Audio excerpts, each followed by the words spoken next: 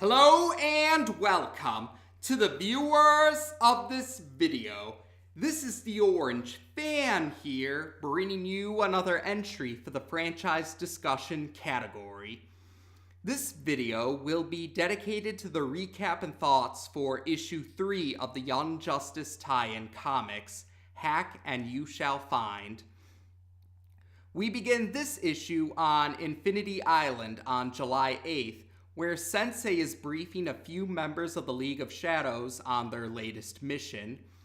He explains that after the events of the first 2 episodes, their employers, the Light, have decided to cut ties with the companies that they've done business with through Cadmus, and they want to go about that by eliminating the CEOs of these companies, but they don't want these deaths to be traced back to them. So that's where the League of Shadows come in. Sensei also shows the present members a picture of the individual who is to be their next target. We then head to Central City on July 9th, where Robin, Aqualad, and Kid Flash have all met up at the Cafe Sugar. Robin was the one who called for this meeting, and he shows the other young heroes present a picture of the same individual that Sensei showed a picture of to a few members of the League of Shadows. Robin reveals that this individual is a CEO named Selena Gonzalez, and he suspects that her life is in danger. He explains that he hacked Batman's computer files, and from those computer files, he found out that several individuals have recently been meeting their end prematurely, and while at first glance they seem to be freak accidents and there's no real connection with these individuals, Robin found out that these individuals were all CEOs of companies that have done business with Cadmus, and he suspects that the League of Shadows are the ones responsible behind the premature passing of these CEOs. And because Selena Gonzalez's company has done business with Cadmus, that's why he suspects that her life is in danger. He also thinks that it might be a good idea to have a team building mission, essentially.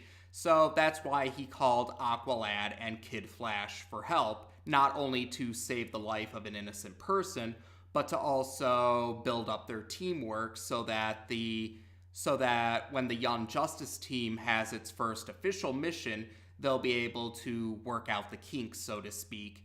He didn't invite Superboy or Miss Martian to participate because they don't have much experience with superhero acts as the young heroes who have also been sidekicks to Justice League members have.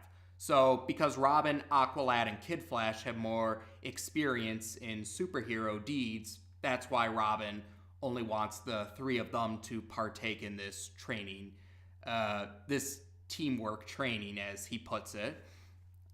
Kid Flash is on board with the idea, and Aqualad, he's hesitant about it at first, but he's eventually persuaded into going along with the idea.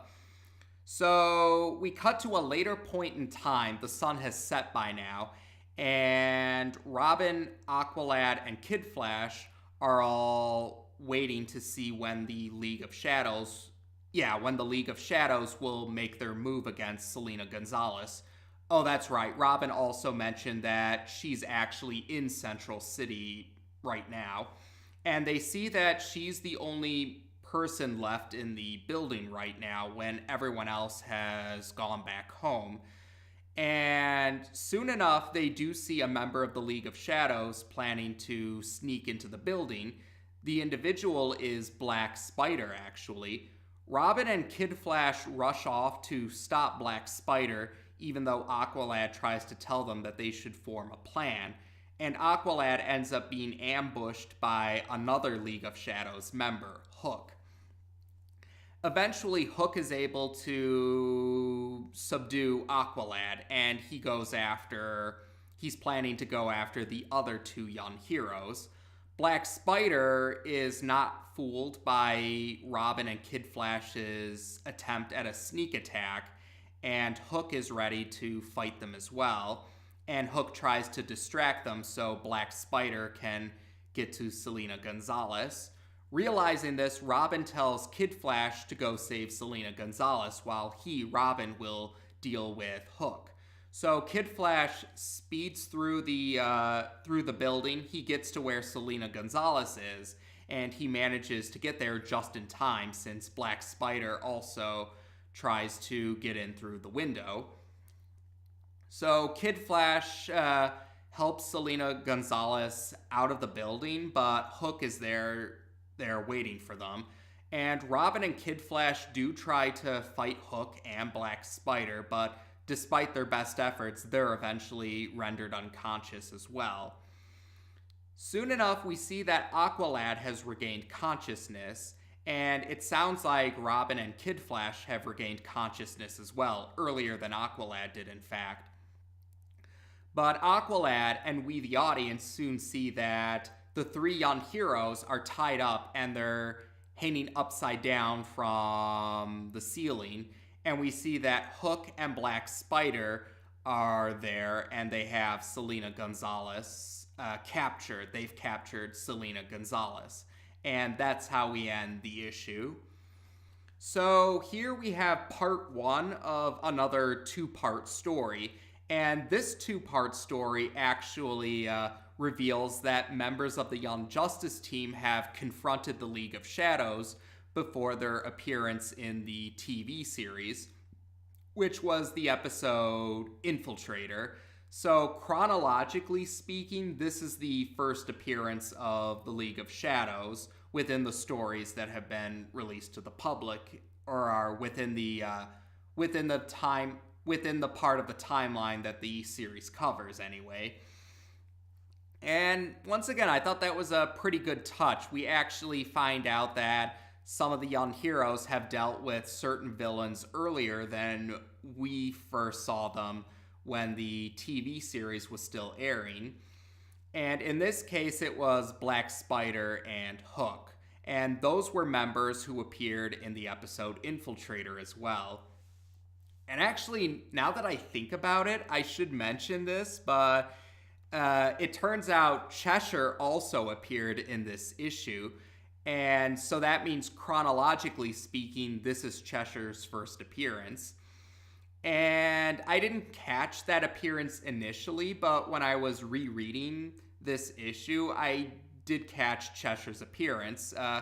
But she was hidden in the shadows, fitting for a member of the League of Shadows. So that's why I didn't initially catch her appearance there. But it was an interesting detail that they included Cheshire in the meeting of the League of Shadow members at the beginning of the issue, but she doesn't seem to be present for their mission, as we see later on in the issue. And some fans do have an idea of what that might be. We'll talk about that more in part two, the recap and thoughts video for the next issue. But that was an interesting detail, I felt, that they included Cheshire, especially because this issue is actually Cheshire's only appearance in the tie-in comics, and as of the recording of this video, the only other appearance that she has outside of the TV series itself is in the video game, Legacy.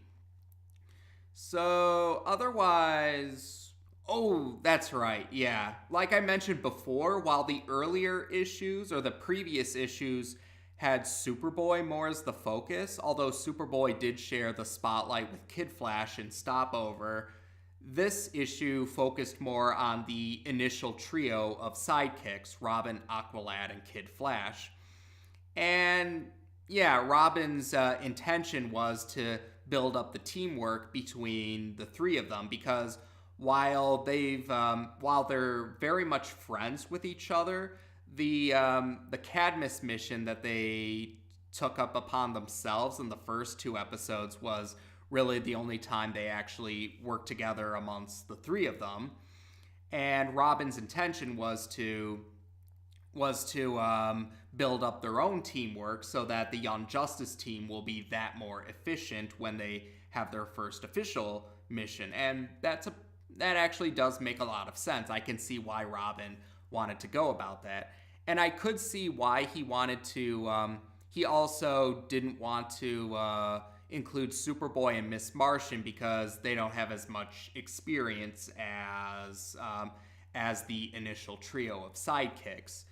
And that especially stands out because I would say this issue is the first time where the tie-in comics covered a storyline where the team members had or I would say so far, this is the issue with the most serious of threats within the stories that are present in the tie-in comics, because Stopover did feature the Terror Twins, but they weren't exactly as dangerous in that issue compared to what the League of Shadows were doing in this issue. And the previous two-parter covered in the tie-in comics ended up just being an illusion. So, yeah, I would say this kind of tells you that this is when the Young Justice team still hasn't had their first official mission as of this point in the timeline. But, yeah, they're encountering an actual serious threat within the context of the tie-in comics. So, I did think that was probably what Robin was going for, because the League of Shadows are a very dangerous group, and they probably would want Superboy and Miss Martian to have more experience before confronting the League of Shadows, because as Robin pointed out, him, Aqualad, and Kid Flash all have more experience with dealing with villains. So I could see his reasoning behind that.